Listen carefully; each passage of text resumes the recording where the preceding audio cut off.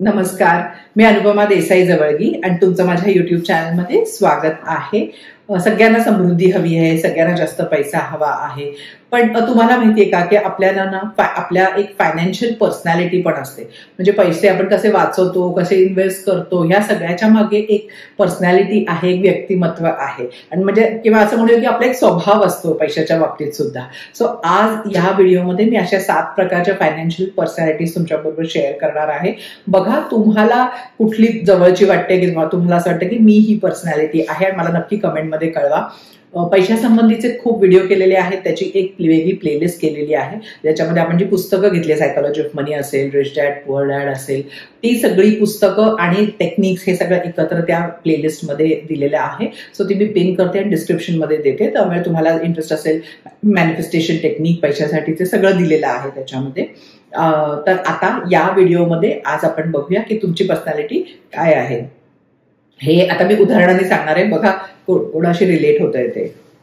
तर पहिली जी पर्सनॅलिटी आहे ती आहे संदीप द सेवर. आता हा जो संदीप आहे त्याला ना पैसे वाचवायला खूप आवडतात.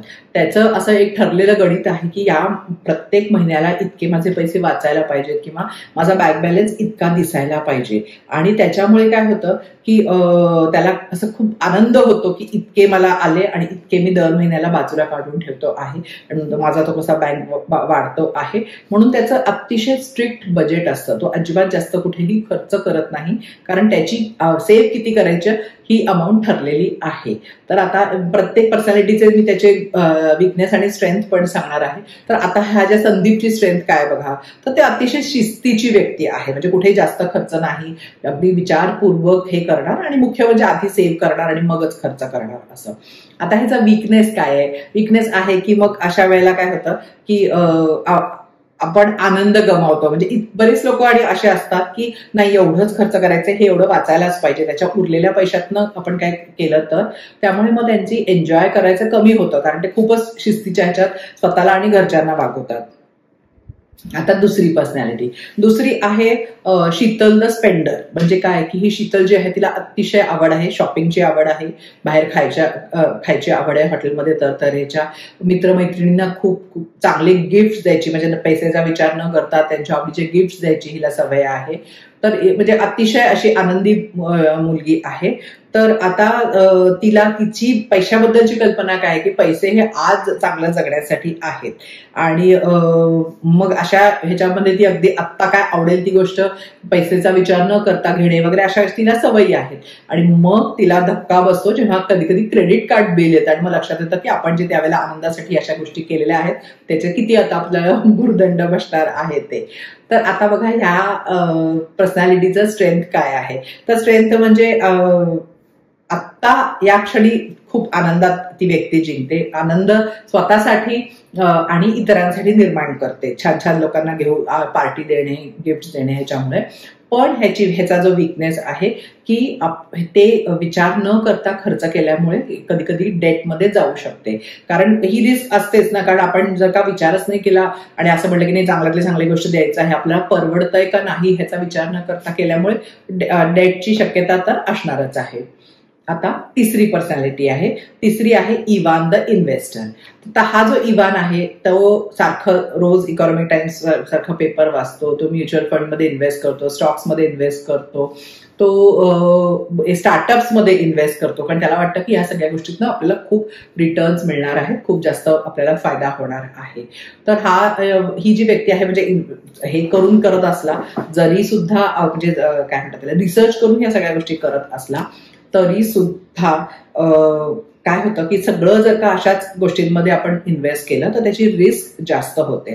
सो एक गोष्ट चांगली याची स्ट्रेंथ काय की ग्रोथ माइंडसेट आहे. म्हणजे नुसतं बँकेत पैसा न ठेवता तो कुठे जास्त परतावा येईल अशा ठिकाणी इन्व्हेस्ट करायचा वगैरे ह्याचा सारखा त्याचा विचार चालू असतो. पण ह्याचा विकनेस एक होऊ शकतो की आपण एखादी खूप जास्त फायदा होईल या ह्याच्या खाली कधी कधी खूप जास्त लॉस पण होऊ शकतो. सो हे लक्ष ठेवायला लागतं की आपण रिस्की इन्व्हेस्टमेंट तर नाही होते ना, की जे कारण स्टार्टअप सुद्धा बघा की बुडू पण शकतात किंवा अजून सुद्धा स्टॉक मार्केट सुद्धा कव्हर खाली होत असतं. सो हा एक विकनेस आहे की ह्याचा जास्त विचार केला जात नाही. जेव्हा ग्रो होत असतं तेव्हा वाटतं की वाढतंय सगळं, पण त्याचा रिस्क पण तेवढीच आहे. आता पुढची पर्सनॅलिटी काय आहे? पुढची आहे अवनी द अवॉइडर. आता ही जी अवनी आहे ना, तिला अजिबात वेळेला बिल पाठवायला, बिल भरायला आवडत नाही. बजेट वगैरे तर अजिबातच करायला आवडत नाही. म्हणजे अगदी कंटाळा आहे की आता करते नंतर करते असं करत ती अजिबात बिल वगैरे काही म्हणजे वेळेला भरत नाही किंवा लक्षच देत नाही की त्याची ड्यू डेट काय आहे वगैरे. इव्हन आपल्या कंपनीचे वगैरे पण एक्सपेन्स द्यायचे असतात बघा, कुठे जाऊन आलं की ते सुद्धा एका डेटच्या आधी सबमिट करायचे असतात, त्याच्यात सुद्धा नेहमी चालढकल असते. आणि आता ह्या सगळ्या ह्याच्यामुळे ना काय होतं की तिला आत्ता रिलॅक्स वाटतं, कारण एवढं डेडलाईनचं वगैरे कसलं प्रेशरच घेत नाही ती व्यक्ती. पण त्याच्या नंतर आपल्याला जेव्हा बिल येतं आणि तेव्हा फटका बसू शकतो, कारण लक्ष नाहीये त्याची. मग बिल जर का वेळेत गेलं नाही तर त्याची पेनल्टी लागते, सगळ्यांना माहिती आहे. आणि मग त्याचं आता जो रिलॅक्सपणा आहे तो नंतर डबल स्ट्रेसमध्ये कन्वर्ट होऊ शकतो. सो आता कसं आहे, छान केअरफ्री बेफिकर जगणं आहे, काय विचारच नाही करायचा बिल्सचा किंवा असं एवढं मेटिक्युलसली हे नाही करायचं. पण नंतर मात्र त्याचा फटका तुम्हाला मोठ्या समस्यांमध्ये येऊ शकतो, कारण तुम्ही खर्च केले आणि बिल भरू शकला नाही, वेळेत भरू शकला नाही, तर बऱ्याच क्रेडिट कार्ड्सला वगैरे खूप पेनल्टी असते. सो असं त्याचा नंतर फटका बसतो. सो हे झालं या अवनीचे स्ट्रेंथ आणि विकनेसेस. आता गणेश द गिव्हर कडे बघूया. तर गणेश द गिव्हर ही अशी व्यक्ती आहे की त्याला दुसऱ्यांसाठी सगळ्या गोष्टी करायला आवडतात. दुसऱ्यांसाठी काही गिफ्ट असेल, काही डोनेट करायचे असेल, पैसे समाजासाठी असेल, कुठेही डोनेट करणे वगैरे अशा गोष्टींमध्ये तो नेहमी पुढे असतो. हा विचार नाही करत की आपल्याला परवडते का नाही, आपल्याकडे तेवढे आहेत का नाही. आणि कधी कधी काय होतं, कुणालाही मदत करणे, कोणी पैसे मागितले की देणे. पण मग अशी जी व्यक्ती असते त्याचा म्हणजे स्ट्रेंथ तर चांगला आहे की तो गिव्हर आहे, पण ह्याचा विकनेस असा होतो की कधी कधी एक तर स्वतःचा आयुष्याचा विचार केला जात नाही. आणि मग कधी कधी आपल्या ज्या व्यक्तीने मदत केली असली तरी त्याला गरज जेव्हा पडते त्या गणेशला, तेव्हा कोणी मदतीला उभं राहत नाही त्याच्यासाठी. सो हे एक धोका असतो जो आधी लक्षात येत नाही. जेव्हा आपण देत असतो तेव्हा असं वाटतं की काही छान वाटतं, ती फिलिंग पण छान असते. पण जेव्हा असं लक्षात येतं की आपल्याला गरज पडली तर आपल्याकडे काहीच नाहीये. सो हा या अशा टाईपच्या व्यक्तींचा धोका असू शकतो. आणि कधीतरी स्वतःच्या आयुष्याचा पण विचार करणे हे देखील तितकंच महत्वाचं आहे. स्वतःसाठी प्लॅनिंग करणे पण महत्वाचं आहे. आता त्याच्या विरुद्ध जी एक व्यक्ती आहे ती आपण म्हणूया की सुनीता द सेफ्टी सीकर किंवा सिक्युरिटी सीकर. आता ही जी सुनीता आहे ना, तिला भविष्याची खूप काळजी आणि चिंता असते नेहमी. म्हणून तिचा मॅक्झिमम कल असतो की नेहमी इन्शुरन्स घ्यायला पाहिजे.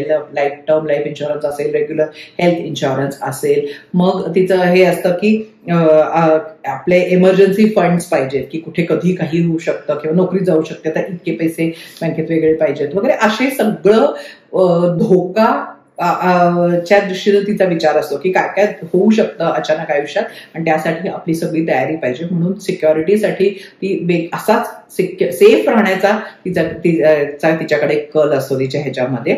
आणि झिरो रिस्क जिथे असेल तिथेच फक्त ती पैसे ठेवायला तयार होते. आता असं असतं कधी कधी. आता ह्याचा स्ट्रेंथ तर चांगलीच आहे की सेफ वाटतं, तुमची तयारी असते काही घडलं तर. पण ह्याच्यामध्ये दुसरी एक गोष्ट होऊ शकते की तुम्ही कधी कधी संधी अवॉइड करता. कारण झिरो रिस्क असं म्हटलं ना तर मग तुम्हाला अगदी सेफेस्ट ऑप्शन ज्याचे रिटर्न्स कमी असतात अशा ठिकाणीच तुम्हाला इन्व्हेस्ट करायला लागतात, पैसे ठेवायला लागतात.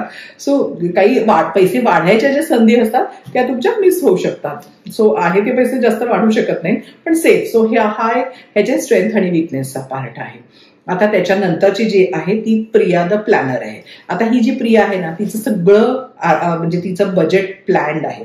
आता ही एक अशी व्यक्ती असते बघा, प्रत्येकाला माहिती असते की जी कुठलेही 10 रुपये जरी दिवसात खर्च केले ना तर ती लिहून ठेवते. मग पुढचं 5 वर्षात किती कसे कसे पैसे लागणार आहेत ह्याचं सगळं प्लॅन तयार आहे. कुठली काही गोष्ट घ्यायची आहे त्याच्यासाठी वेगळे पैसे साठवायला सुरुवात केलेली असते त्या व्यक्तीनं, आणि महिन्याला तितके तितके पैसे बाजूला ठेवायला पाहिजे. असं अगदी मेटिक्युलसली सगळे खर्च प्लॅन्ड असतात की ज्याला सांगता येतं की आपल्याला महिन्याला किती खर्च होतो.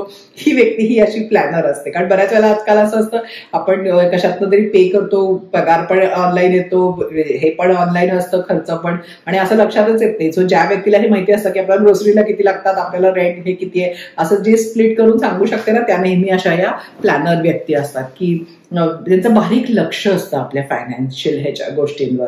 तर आता ह्याचा एक गोष्ट आहे की हे चांगलंच गुण आहेत, म्हणजे हे तर करणं गरजेचंच आहे. त्यामुळे प्लॅनिंग आणि पुढचं हे विचार बॅलन्स्ड व्यक्ती असते, की म्हणजे अगदी आपण मगाशी म्हणलं की जशी ती एकदम शॉपिंग कर किंवा अजून काहीतरी कर असं न होता माहिती असतं की काय चाललेलं आहे, लवकर त्यातनं हे करू शकते ती व्यक्ती, काही चुकीचं झालं तरी रिकव्हर होऊ शकते. पण ह्यांचं एक बाबतीत मात्र हे होतं की विकनेस काय असतो तर खूप रिजिड होतात. कारण काय होतं मग असं की त्यांना जरा आपल्या नेहमीच्या महिन्याच्या ह्याच्या वेगळं काही झालं, वेगळं काही आलं तर मग खूप त्यांना त्याचा स्ट्रेस यायला लागतो, कारण त्यांचं असं ठरलेलं असतं की हे इतकंच आणि असंच व्हायला पाहिजे. सो थोडीशी रिजिडिटी प्लॅनर लोकांमध्ये येते की मग त्यांना वाईट वाटतं, स्ट्रेस येतो, राग येतो, जरा काहीतरी वेगळे खर्च झाले, वेगळं काही झालं तर. सो बघा आता ह्या अशा 7 पर्सनॅलिटीज आहेत मी तुमच्याबरोबर शेअर केलेल्या आहेत. यातली चूक किंवा बरोबर कुठलीच नाहीये. म्हणजे हे आपण कशासाठी करतोय की एक जागरूकता आणायला, कारण अवेअरनेस आल्या तरच आपल्या या गोष्टींकडे लक्ष जातं. सो आपण जेव्हा आपली पर्सनॅलिटी कुठली आहे बघणार आहे, बघा तुम्ही कशाशी तुम्हाला वाटतं की आपण यातल्या कुठल्या लोकांसारखे आहोत, आणि मग त्याच्यावरनं तुम्ही स्ट्रेंथ आणि विकनेसेसचा तुम्हाला अंदाज येईल आणि काय करायला पाहिजे कळेल. काही लोक 2 सुद्धा असू शकतात, म्हणजे अगदी काही फिक्स्ड एकच असेल पर्सनॅलिटीज आणि काही लोक कॉम्बिनेशन असू शकतात 2 पर्सनॅलिटीजचे. सो ते पण तुम्ही बघू शकता. याचा असा पण उपयोग होतो की बऱ्याच वेळेला नवरा आणि बायको 2 वेगवेगळ्या पर्सनॅलिटीजचे असतात. सो मग असं एकदा कळलं की आपली आणि त्यांची पर्सनॅलिटी किती वेगळी आहे, तर मग त्याचा सुवर्णमध्ये कुठेतरी बसून डिस्कस करून काढता येतो. सो हे म्हणून हे म्हणजे चूक किंवा बरोबर हे ठरवण्यासाठी नाहीयेत, फक्त आपल्याला माहिती झालं तर त्याप्रमाणे आपण आपल्या आर्थिक समृद्धीसाठी पावलं उचलू शकतो. म्हणून आज हा व्हिडिओ शेअर करते आहे. बघा, मला सांगा तुम्ही कमेंटमध्ये की तुमची कुठली पर्सनॅलिटी आहे असं तुम्हाला वाटतं, आणि ज्यांना आवडेल त्यांच्याबरोबर लाईक करा व्हिडिओला, आणि ज्यांना फायदा होईल त्यांच्याबरोबर किंवा तुमच्या लाईफ पार्टनर्स बरोबर नक्की शेअर करा. चॅनलला सबस्क्राईब करा, आणि असंच पुढच्या व्हिडिओमध्ये एक नवीन विषय घेऊन भेटूया. थँक्यू. नमस्कार.